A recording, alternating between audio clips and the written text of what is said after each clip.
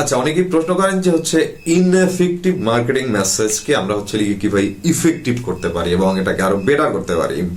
তা আমি আসলে বলবো এখানে ফান্ডামেন্টালি বা স্ট্রাকচারালি দুইটা জিনিস হচ্ছে যদি আপনি প্রপারলি মেনটেন করতে পারেন এবং আপনার মার্কেটিং মেসেজ বা কন্টেন্ট কমিউনিকেশনে রাখতে পারেন, তাহলে ইট উইল হচ্ছে change the game.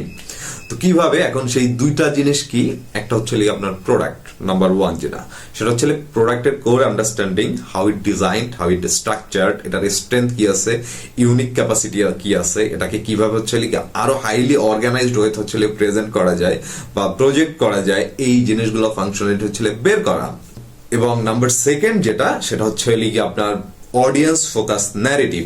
Audience focus narrative যেটা, সেটা হলো যে আপনার অডিয়েন্স বা কাস্টমার তাদের মাইন্ডসেট, আন্ডারস্ট্যান্ডিং, ফিলিংস, তাদের হচ্ছে এক্সপেকটেশন, ডিজায়ার, এগুলো বুঝে তারপর এই অনুযায়ী আপনার ব্র্যান্ড ন্যারেটিভ বা কন্টেন্ট ক্রিয়েশন করা।